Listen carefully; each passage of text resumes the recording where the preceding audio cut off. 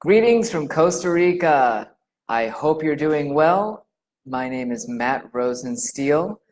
Thank you very much for tuning in. If you're watching live on Facebook, please give us a like. If you're watching on YouTube in the subsequent upload that I'll put on my channel, please consider subscribing by clicking the red box below.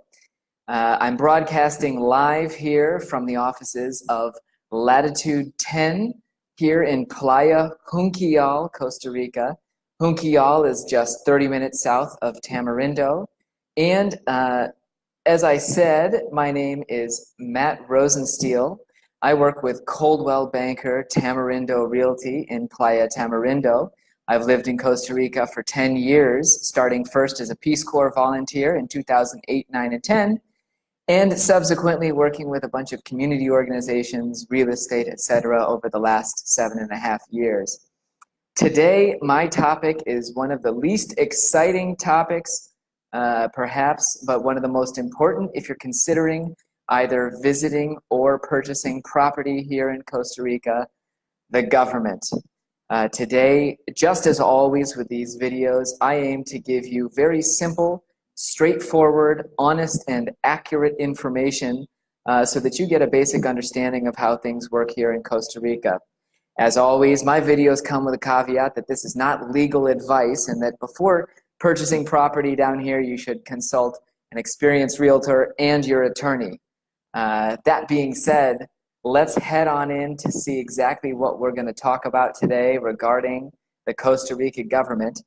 If you have any questions for me, you can email me at matt@cbtamarindo.com. Please feel free also, if you're watching on Facebook, to add a question in the comments section of this video post.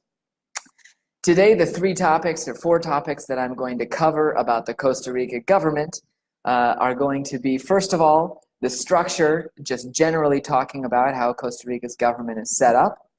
Next, we'll cover relevant federal ministries that mostly concern you if you're considering purchasing property here or living here in Costa Rica long term.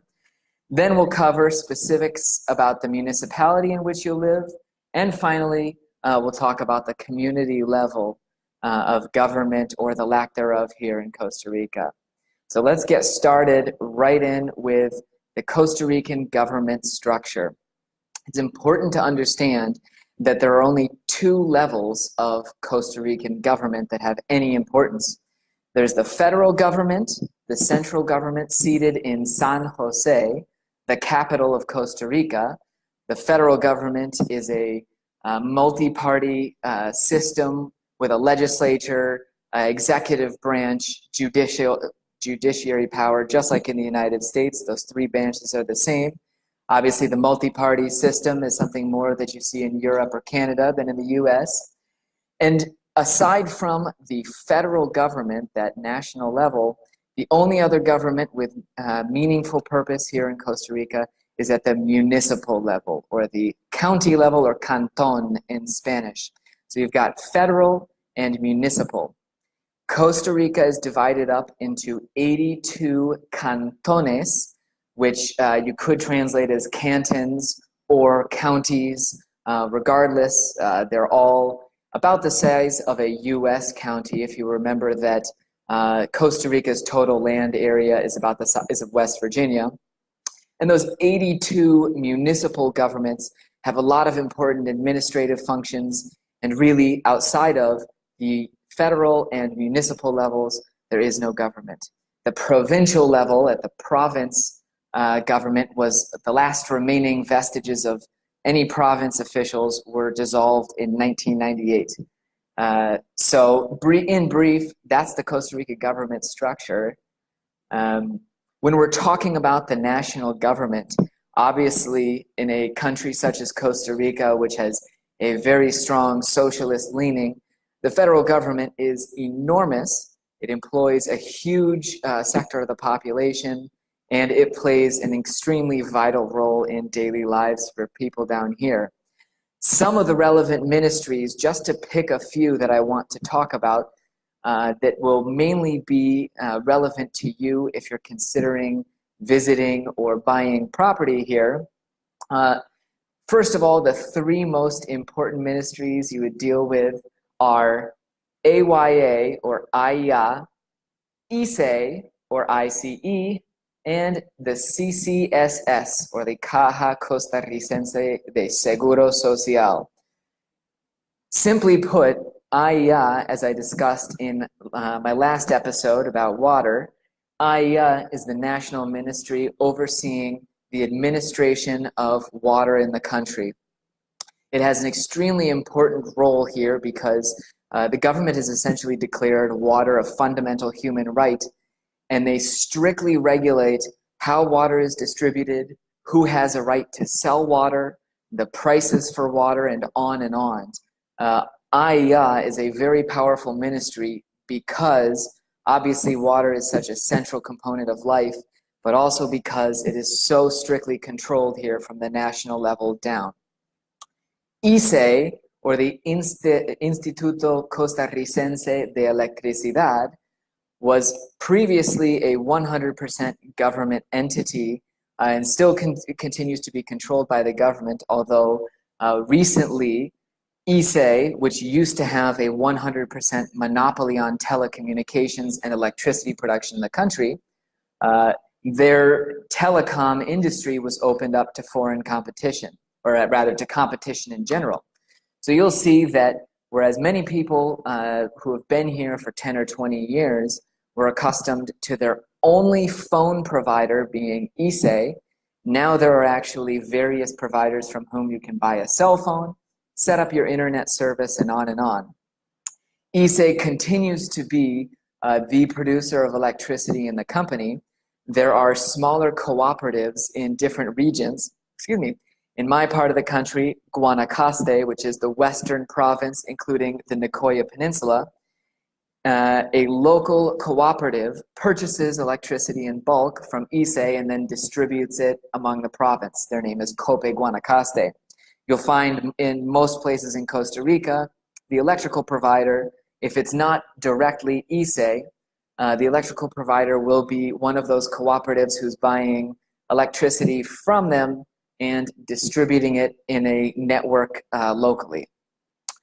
Another ministry that will be relevant to you if you decide to move here, or perhaps even if you stay long-term, is the CCSS, or the Caja Costarricense de Seguro Social, which would basically be the Costa Rican social security system.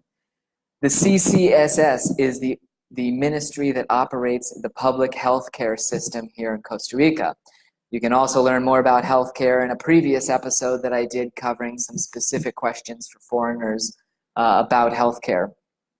The CCSS obviously is in many developing or Latin American countries in general as a national ministry trying to operate a public health system for millions of people can be considered inefficient by some people. It can be considered that the public healthcare system isn't necessarily the absolute shining star of healthcare systems that you would want to participate in as a foreigner. However, remember, if you also watched an episode in which I discussed residency, if you want to become a permanent resident here in Costa Rica, you will be obligated to enroll in the CCSS, the Social Security Program, and essentially sign up for their public healthcare system. Costa Rica essentially says that if you want your residency, you have to participate in this system, which can provide incredibly good emergency room services. They do have state-of-the-art technology at facilities throughout the country that can basically provide every service you would need. However, as a public healthcare system, you'll see that the facilities are not quite as pristine in many cases, or you might be spending waiting times in rooms after a surgery with lots of other patients instead of a private room that you might be accustomed to in a United States hospital or a private hospital in other countries. Now, although the National Health Ministry, CCSS, does provide public health care free of charge to everybody here, obviously if you're not enrolled, you would have to pay as a foreigner for their services, although their prices can be compared to a United States or private hospital in other countries their prices can be extremely low. Moving on to some other ministries at the federal level. Remember, we said there's only the federal government and then the municipal government. Two federal ministries that you might run into or that you need to know about as someone considering a move to Costa Rica are the Ministerio, I put the abbreviation here, the Ministerio de Trabajo and the Ministerio de Hacienda. And here the graphic explains it. The Ministerio de Trabajo deals with workers' rights and employment. It is very important if you're considering employing someone here in Costa Rica to make sure that you have a good understanding of the relevant laws and your obligations as an employer here in the country, because the Ministerio de Trabajo and Costa Rica in general is extremely protective of workers' rights. And if you run into the Ministerio de Trabajo, many times it could be regarding a legal complaint or a situation between two parties where a worker feels they haven't been justly treated or compensated and their employer. Ministerio de Trabajo does have regional offices that you can visit. If you're considering employing someone, it's a great step to go in, give them a clear overview of your plans, and get a full understanding of exactly what your legal obligations to pay that person are before the Ministerio de Trabajo is knocking on your door somewhere down the line with bad news that an employee wasn't correctly treated. Next, the Ministerio de Hacienda, one of the two certain things in life, they handle taxes here in Costa Rica. They also have regional offices, though they're fewer and further between than you might see with the Ministerio de Trabajo or other ministries. The Ministerio de Hacienda is another organization that has very ample laws concerning the tax code, and obviously, like the IRS in the US or Canadian tax authorities or European tax authorities. Once again, it's very good idea to consult with them before either starting a business, opening a rental property, on, so that you get a full understanding of what taxes will affect you. In general, as a late tendency, hey Wayne, thanks for joining us. The Ministerio de Hacienda, just like governments worldwide, is definitely tightening the reins. They're getting stricter about their tax laws, and they're really trying to collect revenue, ensure transparency, and make sure that everyone is paying their fair share. So, especially in this day and age, as a foreigner investing in Costa Rica, I also highly recommend seeking out the authorities at the Ministerio de Hacienda to be able to understand any sort of obligation you might be under as a business owner, employer, rental owner, and on and on. Moving on, and Dave Pawlowski, thanks very much for joining us. Hope you're well, man. Hope you can make it to Costa Rica sometime. Next, we're going to cover the municipality. To go back and remind you, we covered that the only government in Costa Rica happens at the federal or the municipal level. Municipalities, of which there are 82 in the country, are essentially focused primarily on the administrative business of running their chunk of the territory.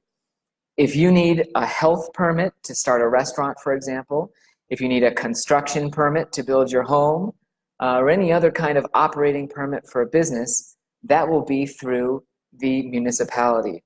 The municipality is also in charge of contracts in the Zona Marítima Terrestre, or ZMT. Those contracts are the concession properties located 50 meters from the high tide line, 200 meters inland. Those are also controlled by the municipality, and each municipality that does have coastline will have a specific office that deals only with these contracts. And finally, one of the primary ways that you will interact with your municipality in Costa Rica is your property taxes. Nationally, it doesn't vary across counties, or cantones, or the municipalities, the tax rate is 0.25% for fee simple titled property. Everything that's not in the zona maritima terrestre, but that is fee simple titled, will have that tax rate of 0.25%, and that will be paid to your municipality. In fact, one of the most attractive reasons that brings expats here is the low municipal property tax rate. There is a slightly higher rate if you have an ultra luxury property, getting up into higher ranges, very large homes with fine furnishings, fine finishings. You might see a higher rate than 0.25%. It begins to tick up on a graded scale, but in 99.8% of the circumstances, or some vast majority, you're going to see that your property tax amount is 0.25%. Finally, let's get down to the community level in Costa Rica. Having said that there's only government at the federal and municipal level so many times, the one body that I do want to touch on that is very near and dear to my heart is the Asociación de Desarrollo Integral, or the ADI. In most every community with population more than a few hundred people, or even smaller communities, you will have one of these organizations that exists only as a community representative. The Asociación de Desarrollo Integral does not have the power to enforce laws. They do not have the power to charge fines if they catch you speeding, or any sort of local government function that you might expect from a city government in the United States, for example. The ADI, instead, is a committee of people elected from the community. In almost every circumstance that I know of, they are unpaid. The board of directors of the ADI holds an annual assembly, an asamblea, where everybody in the community who has enrolled in the ADI can get together and essentially, one, vote on their leadership, and two, approve a work plan by which the ADI will strive to improve the community over the year. So, for example, during your asamblea, you might approve a roadworks budget of $200,000, and that act of getting together and approving the budget enables the ADI to go to the municipal government, to, the Ministerio de Emergencias, or the emergency ministry, any source of funding that they can try to get that road improvement project done, and they have the legal right to represent the community and thereby request that project. They are largely integrated with a body called DINADECO, another federal ministry that won't be quite as relevant to you as a foreigner, but you will see in your community, whether it's big, small, or somewhere in between, that you have an Asociación de Desarrollo Integral. It's great to go to their annual meeting. As a foreigner, you are allowed to participate in your ADI without residency. You are also able to hold a position in that ADI as well.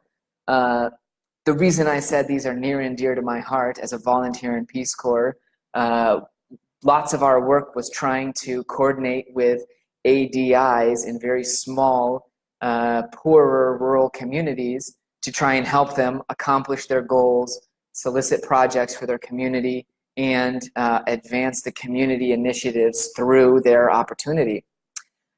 Again, although they can legally represent the community before those federal ministries, nonprofit organizations, any sort of actor, they do not have legal authority to enforce criminal laws. So you will likely hear at some time when you're examining a community that we have the ADI Ostional, or the ADI Tamarindo, ADI Junquial, and I absolutely recommend supporting them by going to the annual assembly, affiliating yourself with them, which will carry a symbolic cost of like $2 a year for your membership due, and participating in the board of directors if you're able and willing.